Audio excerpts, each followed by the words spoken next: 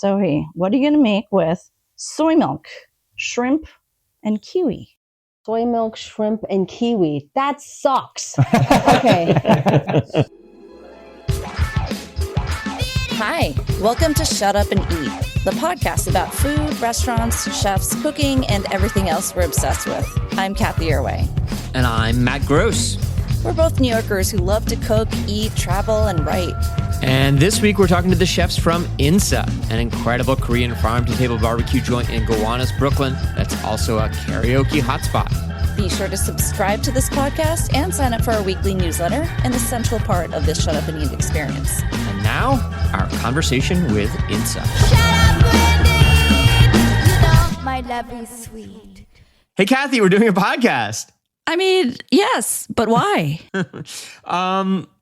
Because we like restaurants. We really like restaurants. We love food and eating and drinking and hanging out and talking to people. I actually, in addition to liking eating food, I like talking about it afterwards, like the most. So, you know, you like that more than the actual eating? You like probably not, but I mean, I just think that there's so much more to say after the fact, and you know, it just we can write about it, which we do. Yeah. But you know, we can't write about everything, so let's cover you know, our bases here with a nice podcast. I think the thing that I really like in talking about restaurants and hopefully the kind of conversations that we're going to have here is that it's less structured and I think gets it more the fun of what restaurants are and what eating is, right? Like we can kind of banter about this stuff and chat about it and express the kind of joy and pleasure in it that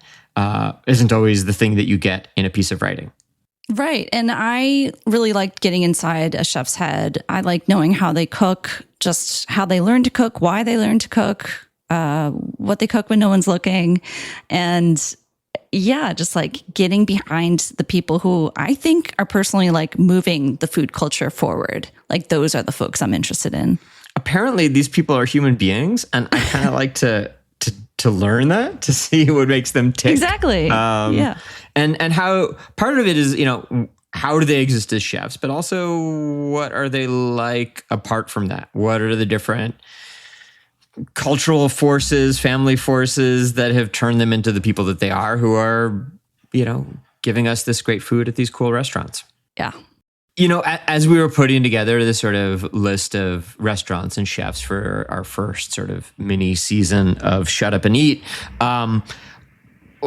we just sort of by chance kept coming across cooks who came from really mixed and complicated backgrounds, both where they lived, where they grew up, the cultures that they were from, the kind of food that they were attracted to. They're kind of all over the place, and those influences have come together in some really neat and different kinds of restaurants.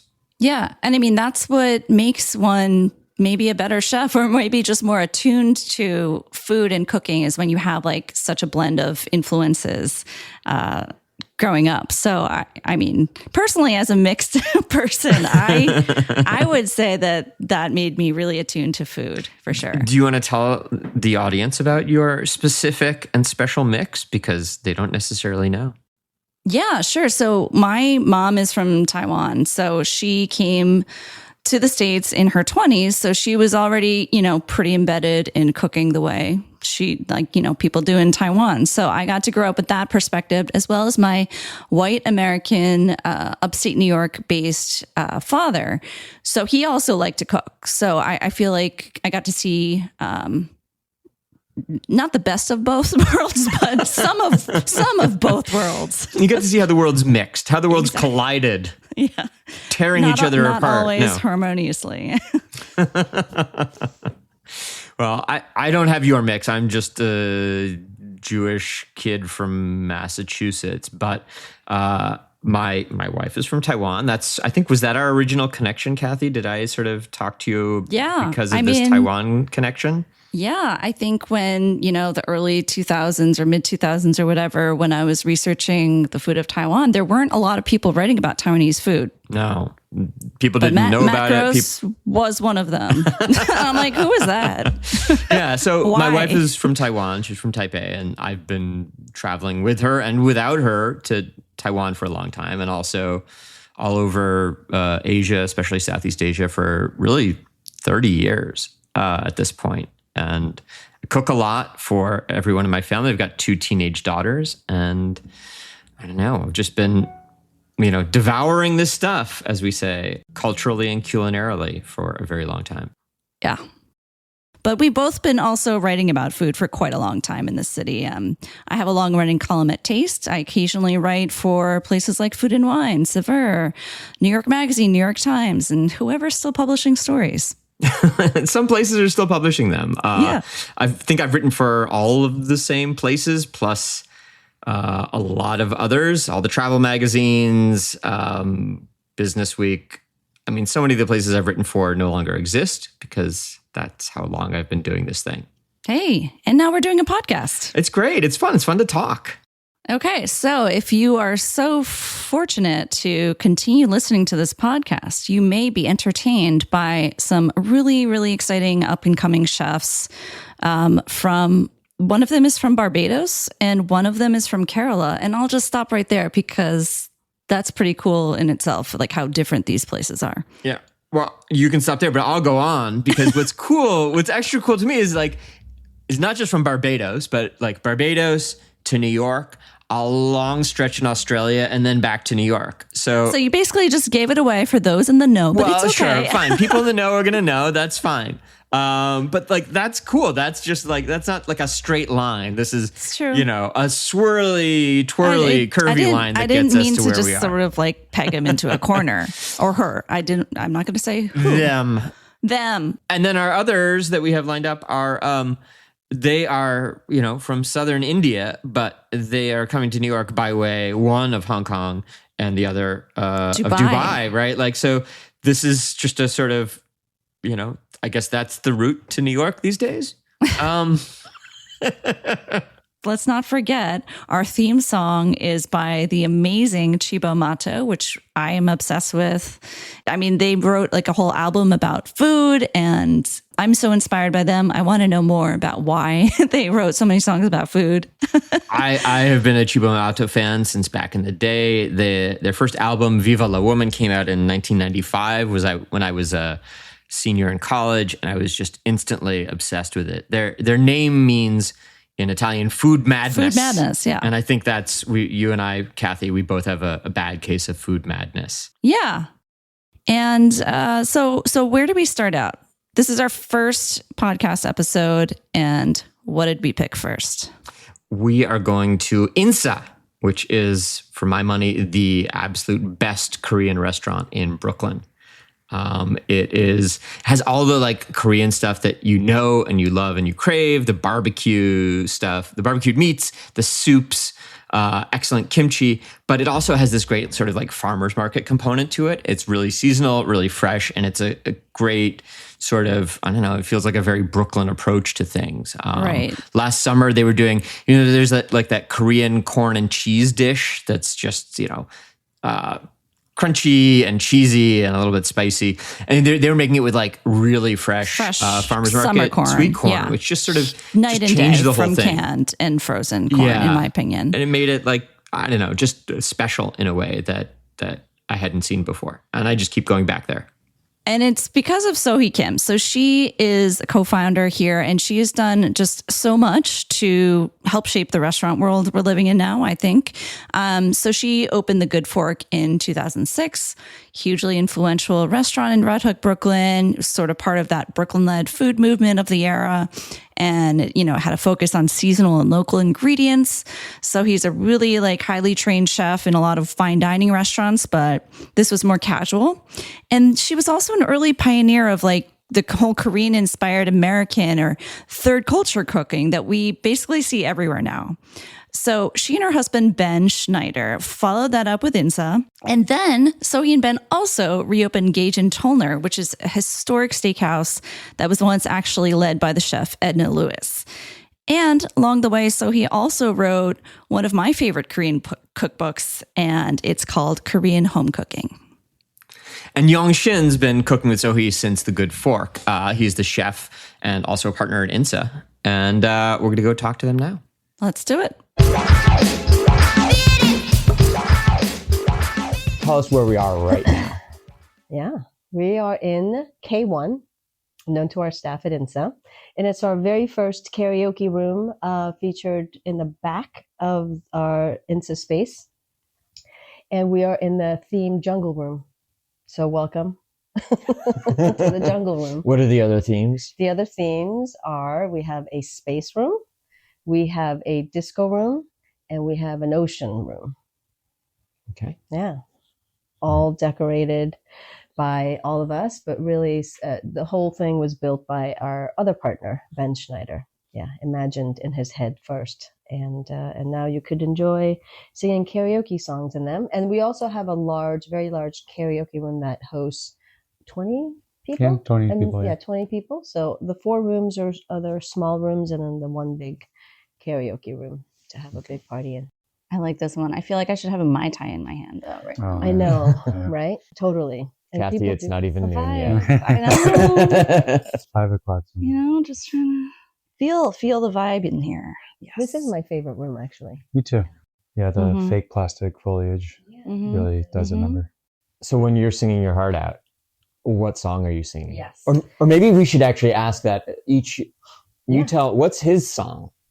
Well, Young is a brilliant singer. He has such a great voice. He could sing anything. Honestly, it's true.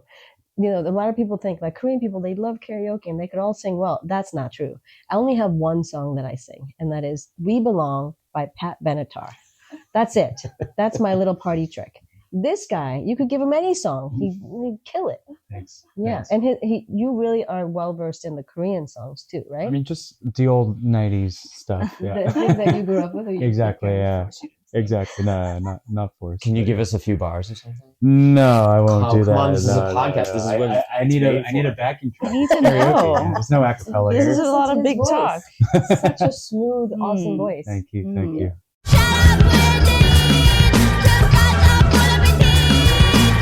First of all, both of you have huge resumes in cooking, great pedigree. But what is the first dish you think you ever cooked, period? Not in a restaurant. Or maybe it is. I don't know if that's the first dish you ever cooked was in a restaurant. But if you can recall. First dish that we ever cooked professionally, or No. At all? Oh, at At all. Oh, yeah, I could tell you exactly what that is, and that takes us to Korea, 1970. What? It was. You guys all saw the show. Oh my God, what is the show? Squid Games. Yeah. Okay, so that's all about 70s, 80s nostalgia children's games, right? The first thing that I ever made on my own is popki, which is the candy that was featured. That's dangerous. It's dangerous. Yeah. I know, but I remember a large cooking spoon. I did this while my grandmother was not looking. Mhm. And I did this with my 2 friends, and we must have been, I don't know, 7 years old. So we took a spoon, and she knew how to do this. She's like, all you have to do is scoop a little sugar and then put it over the stove. And then once it melts, you just have to put some baking powder in it and then swirl it around. And I was like, what? And we did it. Yeah. It was super hot. She did tell us that it was super hot. And then we laid it out, let it dry. And that was like the worst part of that cooking process, was waiting for this candy to like cool down and dry. And when I had it, I was like, oh my God, this is it. It became like a popki cricket. Yeah, it is kind of like cooking crack. Cause, Wow. you know, It you're- is That's cooking crack, impressive at basically. 7. That's You managed to what make like crackheads a... do. They heat up the thing and they sponge it Yeah, out. you're freebasing You're as I a was just, child. yeah, I as was a child. free-basing sugar and baking soda. I mean, it sounds really weird to tell this story to non-Koreans because it's so culturally specific. It is the ubiquitous candy that you could make at home so quickly. Yeah. And that's why it got into Squid Games, because it is the thing that everybody made, at their house. And we made shapes out of it. And then obviously there were street vendors who were, peddling this stuff to kids. But it was the first candy, first thing that I ever cooked. No joke. You? I think I want to say probably like a cup of shin ramen, like Mm-hmm. just pouring hot water into it, and or over as I become a teenager and get introduced to alcohol, like late night, 2 a.m., antics of putting, random stuff in the fridge in there. Yeah, what's your favorite way to zhuzh it up? I mean, now I don't eat it as much. Because it's bad for you. Not because it's bad for me. I just don't. It just doesn't hit the same. No. But if I were to make it now, I'd probably use a like a nice stock first off, like a nice dashi or chicken stock or something that's homemade, and then yeah, just veggies, an egg, just like last 30 seconds, just so it's poached. The yolk is soft, and then kim, like roasted nori on the side, and kimchi. Keep it simple. Yeah. Yeah, I mean that was my to go in college, and I Mm. think every Korean kid specifically Yeah. is the thing. Is a thing that you learn how to cook, For or sure. or not really cooking, but you're putting it together, and embellishment like adding kimchi or scrambled eggs, Yeah, and but scallions. to the extent it's such a deeply cultural, like in our blood, like there's kimchi and shun ramen like Yeah. running through our blood, because like when we would go on vacations too, my family would take like a case of that, whether we're in like Czech Republic or Switzerland or whatever. There's shin ramen in the morning or night, because like just that white food didn't hit. Well, I'm That curious. foreign food didn't hit. Yeah. Young, Yeah, foreign food. Yeah. Sorry. you grew up in a lot of places, right? You grew up in Dubai. I'm curious if that affected like your food taste at all. Yeah, for sure. I grew up in the Middle East most of my life. I came here for college. My family's still in the Middle East right now. They're okay. It's crazy bananas right now. Sucks. But yeah, I got to be revealed to a lot of different foods from various diasporas, but mainly, I mean, yeah, all over Asia. So South Asia, Southeast Asian, Chinese, Korean, Japanese. And then my dad also made it a point for us to every summer take us on vacation to explore, besides our motherland, just various other places in Europe, Asia, Australia, just to open our eyes and minds, and definitely by extension our palates. Is there like a food that you remember from Dubai that like stands out to you as like this is For this sure. is something I can only get there, something that's like really just changing how you think about food from that experience? I mean, yes and no, because in New York also you have access to every culture, every cuisine, but Arabic food in general, Middle Eastern shawarmas, manaish, to all the mezes. It's very it hits in a very soulful way. Amazing. So, what about your first dish that you ever cooked in a restaurant, if you can recall? Yeah, for me that goes back to I was an intern at Blue Hill, and I remember making sabayon and thinking to myself, we'll never learn this in culinary school. You know what I mean? And the kitchen was like twice as hot. The pressure was on, and it was an intense, like French brigade type. There were some lovely people in there, but it was definitely a high producing, intense, fine dining atmosphere. And all I kept saying is, don't, I was like whisking, I'm like sweating, and I'm like, my muscles are hurting. I'm like, don't fuck it up. Don't fuck it up. Don't fuck it up. So that was the first item that I ever cooked professionally outside of culinary school. And then I think the same day, I think that was the first day of my internship, like Dan Barber and Michael Anthony threw a lot of stuff at their interns. And I remember I was cutting something, maybe I was like supreming oranges or something, and I cut myself the very first day. And I try to hide it. So I like go to the bathroom and like, this is back in the day, like where, chefs were not that understanding. Not that they were mean guys, but the expectation that I had of like working in a professional kitchen was like, the bar was set so high that I was like, don't mess it up. And then when I cut myself, I was like, I'm the loser that cuts her finger on the first day of internship. So I like tried to mask it. And then I was like bleeding through the whole thing. And Chef Mike comes and is like, hey, how's it going? So he's so nice. And I'm like, oh, everything is fine. And he's like, whoa, did you cut yourself? And I was like, maybe. It's so crazy. But I remember doing that. And he's a good friend of mine now. And we talk about just like the past and how, it was such a great thing for me to meet up with these, great people like him and Anita Loeb, and he sort of saw that I was embarrassed, and he took care of it. It's like, no, you don't have to hide this, and he was just so understanding. So I got really lucky in that kitchen. But yeah, to answer your question, I was sabayon, and shortly followed by cutting my finger. I cut my finger. I mean, my first line cooking job was at the Good Fork under Zoe's tutelage, and the first station you work is kind of this grill / garde manger because it's a 3-person line. And I cut myself a lot. And honestly, I don't remember the first dish, but it was a lot of just different techniques happening all at once. It was a great starting off point for any beginner cook. But I definitely grilled a lot of burgers, burned a lot of steaks, fried a lot of things. Don't forget the onion rings. Yeah, the onion rings, goddamn, with a fucking beer batter. But I really, really appreciated all that. I think it was just a hodgepodge of many different things, and a great starting off point for a young cook. I say that a lot to the young cooks. It's better to go small restaurant because you get to do more. Absolutely agreed. Do you have scars from?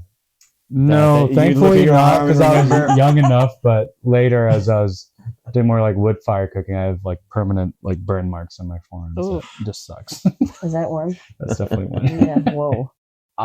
INSA here is like really market driven, which I noticed right away, and it just marks it out as different from a lot of the other Korean restaurants in the city. Like, did that come about because of the Blue Hill background, and like how accepting of that are customers? Are they expecting that, or are they Right. expecting something like super traditional Korean, like your some standard bulgogi kalbi joint? Mm-hmm.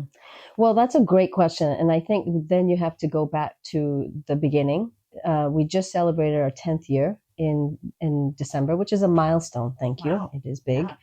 But when we opened in December of 2015, we were definitely a marked crossover Korean restaurant. And in fact, I think Pete Wells used those exact words in his glowing review of INSA. And he definitely noted that, we're not in the middle of Flushing or, Koreatown. We're in Gowanus. And there were, first of all, 10 years ago, very, very few restaurants here. And so he recognized that it is not a traditional Korean barbecue that you would find in Flushing, 162nd Street, which was great. And nor do we ever imagine that we would be, just a sizzling, hot coals going to the table. Just bulgogi and hot pot type situation. So we knew that we needed to cater to various different types of audience. The Korean hardcore, like jjigae, like the stews, like they just, they grade a restaurant by how good their jjigaes are or how good their banchan is. So we really were trying to be the best that we could be, the way that we as chefs imagine Korean food, the way that we enjoy it. And that is seasonally. And when you look at the history of how what banchan really is, it's about celebrating seasonality. So it made sense for us to, partner up with a farm like Early Girl, have their produce in, and then various other farms that Young has brought in over the years too, to really utilize what is seasonally available and showcase it. Mm-hmm. And I think a lot of Korean restaurants do that. They just don't tout it. Or maybe not at your price point, right? You can go to the Juok and Meiju and like spend a whole lot more to get that like locally sourced stuff. But let's go back again. Those restaurants didn't exist before Exactly. INSA. So we have to put INSA in really the timeline of how I think just specifically New York audience embrace Korean food. So when we came about, we thought it was a great idea to put a Korean restaurant in the middle of Gowanus because A, there is no accessibility to Korean food around here. And then B, we're like, people are going to Flushing and Koreatown for this experience. Why don't we bring that experience to this neighborhood? And also as chefs to celebrate what is available to us seasonally, to celebrate the relationships that we have with producers and growers, and put our best foot forward. And also even tapping into our resume a little bit, my experience in fine dining, like how can we elevate certain dishes, and really utilizing the chef's tool, right? The global pantry. Yes, it is a Korean restaurant, but how could we refine some dishes? And I feel like to me, that's been my culinary ethos ever since I started cooking. Mm-hmm. And that existed in all three restaurants that Ben and I have created. And certainly, with Young as our partner here at INSA, it's the thing, like, let's make something really delicious, keep it in the authenticity level. And that's the other thing too. That's a hot button issue. What is authentic? What is not authentic? Mm-hmm. And the bottom line is, us as Korean immigrant American to Korean Dubaian immigrant, mm-hmm. You know what I mean? Mm-hmm. To bring our knowledge of Korean food and our love and passion for it and bring it to an audience, that may be very new to it. And when you present it that way, it just has to freaking taste good, you know what I mean? And as chefs, it matters to us, where things come from, when we make it, how we make it. And 10 years in, we found our base, right? A lot of people come and enjoy. But in the beginning, I'm not going to lie, there were some real criticism as to whether we were really authentically Korean barbecue, to which I didn't really engage, because it's authentic to us, and our experience as Koreans. You're in Brooklyn. You And got we're a in different terroir you're dealing with. Exactly. Were there any dishes that felt like risks at the start that really took off, that you were skeptical, like, I don't know? I think actually, I mean, that's maybe in the opening line of the New York Times review, he talks about our sundae, which is our blood sausage that our opening chef R&D came up with. That was honestly the best version of Michael Stokes, best version of blood sausage, like Korean blood sausage that I'd ever had, and that was really awesome and interesting. And like it didn't like take off in the way that we wanted it to, but it was always a mainstay, and we managed to just make enough to just showcase that, hey, we're doing something different here that tastes better than, honestly, to me, like most places. Right. Yeah, I think that was a standout dish for me. For sure. And then also to name one other, and there's several. It was Michael Stokes, who's a brilliant chef, and he helped us open this. And I'm glad you brought up his name, because he really was a driver in doing things right. So he's like, well, if we're gonna put some Spam in our ramen eventually, then we should make the fucking Spam, and not just open a can, which is culturally very specific and norm, right? To travel with Shin ramen and a can of Spam, it's like, that's what Korean people do, you know what I mean? Based on the history of our food being, messed with a little bit mid-century with the wars. But so he's like, let's just make all of this stuff. And so he R&D'd an incredible Spam recipe. Hormel reached out to us and saying, hey, let's talk about your Spam. I'm like, we don't use your Spam. We make our own. It's like, it's okay. And Michael and I used to joke around. It's like, Spam better than Spam. That was our Spam. What's it been like over the last 10 years to watch Korean culture dominate the world? Oh my God, so amazing. It also makes me feel really good in our journey that we had the tiniest little bit of it, right?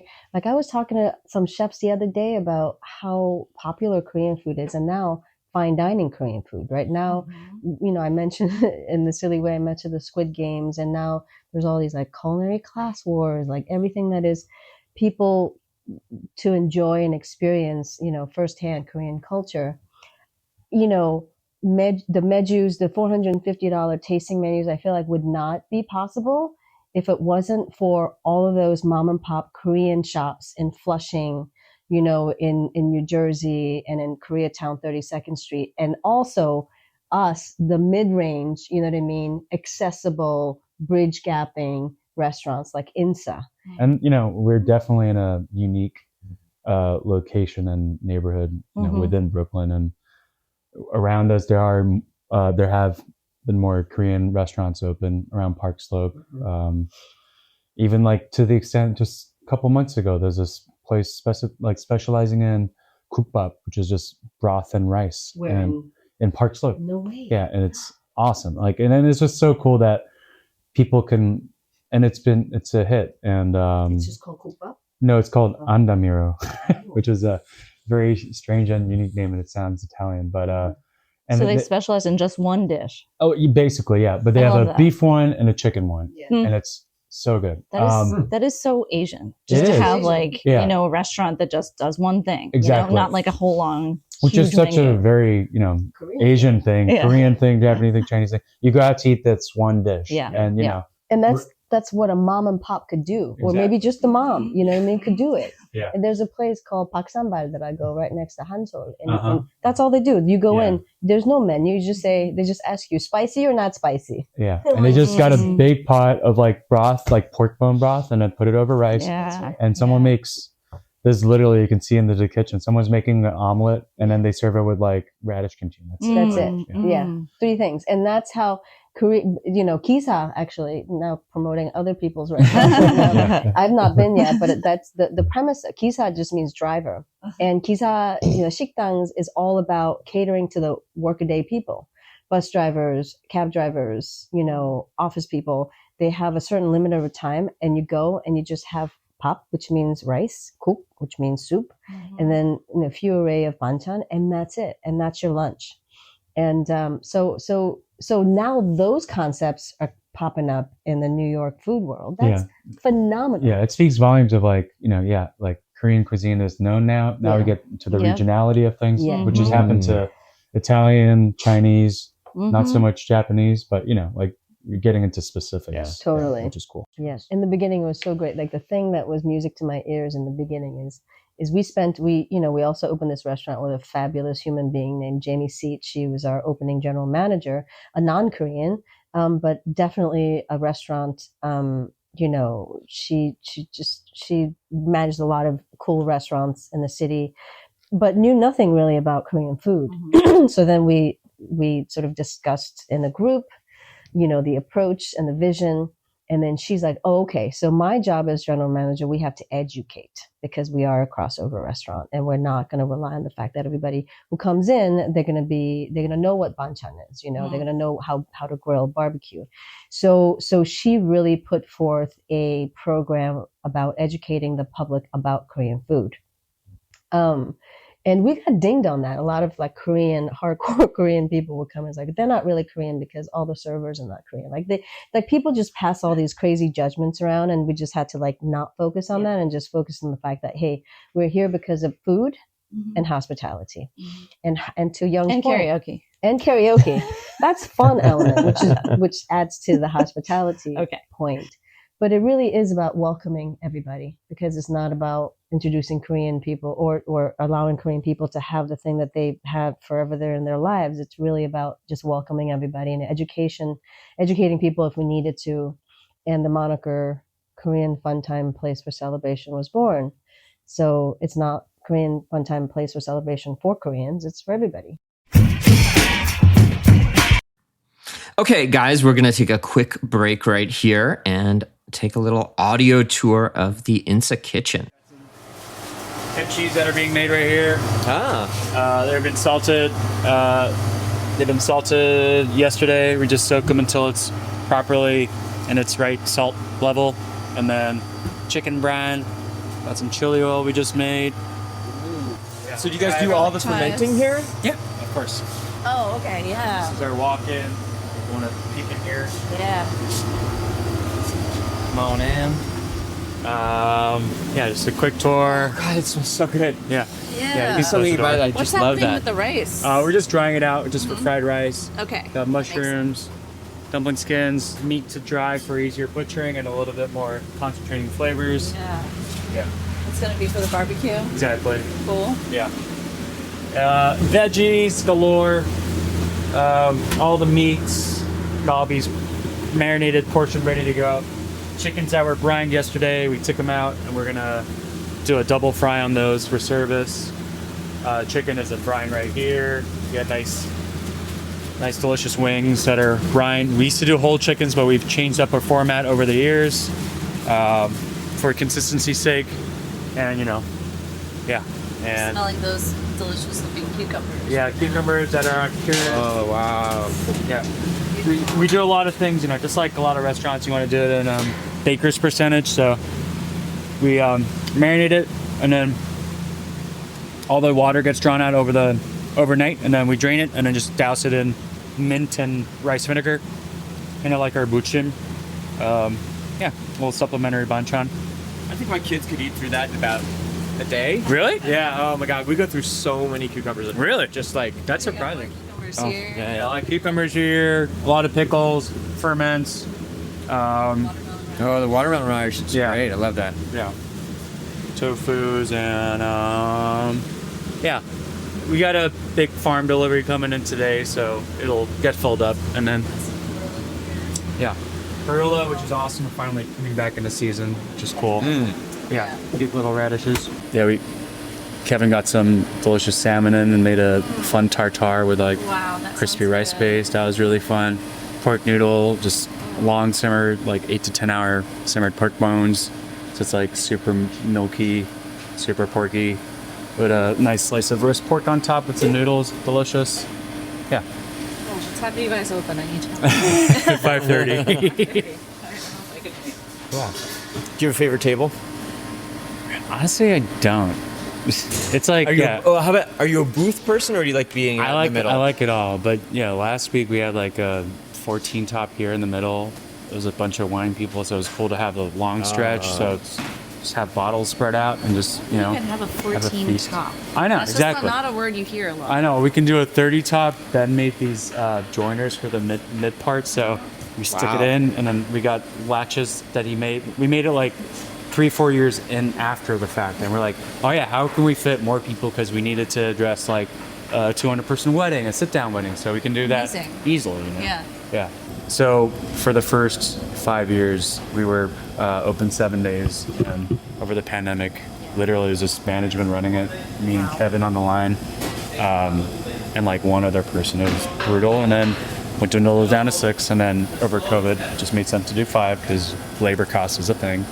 And so as we're growing back our business, we're hoping to open up 6 days again, and then hopefully back to 7. Yeah, see how it goes. Yeah, cool. We like intentional growth. Okay, and now back to our interview. So we have a game we're introducing called Chef versus Robot. Oh. It's our little game show, and we give you 3 ingredients, and you have to decide what you're going to cook with them in your mind. Okay. So you can use other ingredients in addition to these 3 ingredients, but you have to use all these 3 ingredients in one composed dish. Mm-hmm. Okay, it could be sweet, savory, I don't care what it is. It just has to be a dish. So Well, and we need to say who their competition is. your competition is ChatGPT or AI. Wow. Yeah. We're going to put this up as a poll Mm-hmm. for the readers and listeners to decide. Oh, really? So Okay, cool. Good So luck. we have to think So about the he- same 3 ingredients. Yes. Yeah. Okay. But you go first. Yes, with a I'll go dish. first. So what are you going to make with soy milk, shrimp, and kiwi? Oh my gosh. Soy milk, shrimp, and kiwi. That sucks. Okay. Soy milk, kiwi, and Shrimp. okay. Okay. 4, 3, 2, 1. What does that mean? So I go now? Yes. Okay. So I don't know why, but I think I'm going to make Chinese fried milk with the soy milk, cornstarch, and then I think I'm going to chop up the shrimp and put it into that mix. So I'm making a savory situation, savory fried milk situation, breaded, fry the whole thing. And then I think I'm going to take the kiwi and make a sauce with, I think I'm going to go tropical with this, like mango, other stuff, bell peppers, tomato weed, like make a little like a tropical salsa type thing to go with my shrimp fried milk. All right. Sweet and savory. I like that. Mm-hmm. Fried soy milk. That's a different one for me. Yeah, I like that. Sounds pretty Okay. The fried Sounds milk, pretty good. that's a great idea. Love it. All right. Young, you're up. I think I would go more like a leche de tigre vibe with like the soy milk, like make it super savory. Get the shrimp shells, make like a shrimp stock, shrimp oil on the side, the heads. Gently, maybe I'll poach it very, very lightly, so it's a little bit raw. Soy milk, get a little flavor in there, garlic, herbs, make like nice sauce, and then you got shrimp in there. Let it cure in there with the soy milk, and then kiwi as kind of a acidic garnish around, and then shrimp oil, just a little drizzle, and some herbs on top, probably like cilantro. And Love it. Yeah. This is like I an love it. Yeah. Yay. Right. This is I'll a- have that. Yeah. That sounds Okay. like a very elegant appetizer. I'm All right. into that. Do we tell them what? Would you what like to know what ChatGPT suggests? I would Okay. love to. Lay it Yeah. to So us. they took a very quick time Yeah. to spit out kiwi coconut shrimp, savory sweet curry style, with creamy, slightly sweet, gently tangy, aromatic. You're going to saute that shrimp with garlic, ginger, a little chili oil. Cook it till just pink. Add the soy milk. add a few chopped kiwis, a splash of soy sauce, lime juice, maybe some Thai red curry paste. Get the hell out. Simmer it a little bit and cook for 1 to 2 minutes. Serve over rice or noodles. Yeah, like, no. I mean, that doesn't sound terrible, but it doesn't sound that interesting. Too. No, but also like that's not gonna work. Like What's not gonna work? I don't know. That's just like I don't know the cooked kiwi element. I don't know. I just don't see. I don't see it work. It tastes. You know, It I'm says like, kiwi adds a tropical acidity similar to tamarind. right. I mean, that's the city that you were talking about with your leche de tigre. But so I have this knack of like when people talk about food, I could visualize it and I could taste it. Right. I remember asking Anita years ago when I was starting, and she would come up with these amazing specials and like tasting menus. Anita Lowe, and I was like, chef, how the fuck? Like, how do you come up with this shit? You know what I mean? And as a young culinary person, you're like, let me get there. You know what I mean? And you could only get there by knowing the ingredients, right? Because if we had not known those 3 ingredients and had experience with it, then you don't know. Sure. And to me, listening to ChatGPT, they'd never cooked before. Because you know what I mean? Like, it sounds like it should sound good and it should be good, but in my mind, it tastes muddy. Yeah, exactly. It doesn't make sense. Like when you were talking about, I'm like, leche de tigre. I know what that is. And you're going to do this and you're going to do that and then use a shrimp shell stock to do this. That all makes sense. It totally makes sense that it's a machine just amalgamating all these input. Yeah. You know what I mean? And not smelling the ingredient, not feeling the firmness of the shrimp. Right. Yeah. It's just a fascinating exercise. It is good though. I enjoy this. This. Well, we'll have our listeners decide who wins amongst you 3. So we'll see. Right. All right. Hey, guys, this is where I'm cutting in to remind you that we have a newsletter. It's running every week, and it has all kinds of material that ties in with this podcast. It's got recipes, stories, intel on restaurants and food culture, and even more. And this newsletter is also where you can vote on our chef versus robot challenges, like, who's got the best approach to the shrimp, kiwi, and soy milk challenge. Your vote matters. It'll pick the winner. And that's how we decide which recipe to deliver to you guys. So go and subscribe right now at shutupandeat.com. My lovely sweet. I think we should maybe end with one more question. I think Okay. Yeah. What is a food trend you think is due for a comeback? Well, I don't know if this specific food trend. Yeah, pick a food trend that came and went and is ready to come back. Specific food trend. I mean, I don't think raspberry vinaigrette over spinach is ever going to come back. I hope not. Wow, that's so specific. Yeah, but that was a trend. There's some trauma there, isn't there? That was a thing. Like, it was a part of the Nouvelle cuisine, like raspberry vinaigrette spinach. Well, I don't know about specific food trends. I really like the way things are going. You know what? In terms of restaurants, can I say restaurants? Sure. I feel like diners. Do we have something in the works here? Not me, but maybe somebody. I don't know. I see this whole thing like, again, when we're talking about the timeline of things and the way things happen, I feel like I've been cooking long enough to see a lot of trends come and go. Yes. But what stays is comfort, this notion of comfort food. And I don't think that should never leave, because look at our world, look at the future world, look at the past. Like, we need that. And I feel like a lot of people look towards the food culture to provide that comfort. And to me, diners fall into that, not fussy. I would like to see more diners come back that serve recognizable, accessible, fair-minded, fair-priced foods that are good for people. Yeah, all day. Nurture. I really appreciate that answer. I would second that, but I'm kind of tired of there's always too many trends, but at this moment we're just going to this like flavor maxing apex of just like too much stuff, and you're just trying to be it's just very pornographic, and I definitely go leaning back into affordability, comfort, just like chill on, the seasonings. Not everything has to be like so mid. Okay, that's it for Shut Up and Eat. Be sure to subscribe to the podcast and check out our newsletter and killer merch at shutupandeat.com. That's shut up and eat, not shut up and eat. This episode was edited and produced by Matt Herrero at H Industries. Our executive producer is Peter Chang. Graphic design by Matt Timms. And our theme song is Birthday Cake by Chico Mato. Okay, till next time, shut up and eat, everybody. No, you shut up and eat. No, you shut up and eat. Okay, thanks. I will. Shut up and eat. You know my love is sweet.